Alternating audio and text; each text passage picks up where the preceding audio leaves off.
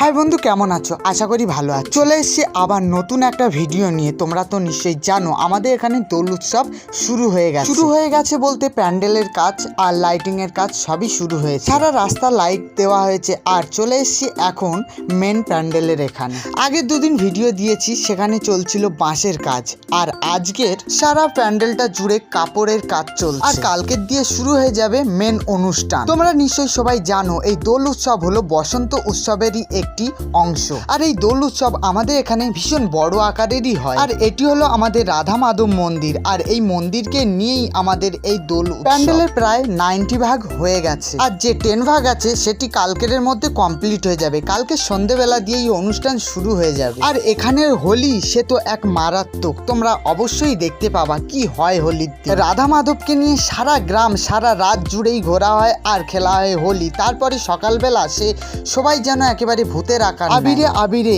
সব হয়ে ওঠে, সারা গ্রাম মুখরিত। আর তোমরা সেটা দেখতে পাবে আমার এই ব্লগ। আমার ব্লগ দেখতে একদম মিস করো না। যারা এই বসন্ত উৎসবে অংশগ্রহণ করতে চাও তারা অবশ্যই আমাকে কমেন্ট করো, আমি তোমাদের রাস্তা বলে দেবো এখানে আসার। আর এখানে থাকা খাওয়ার সুব্যবস্থা আছে, কোনো চিন্তার কারণই নেই। আজকের ব্লগ তাহলে এই পর্যন্ত, দেখা হচ্ছে আবার নতুন ভিডিও নিয়ে। টাটা।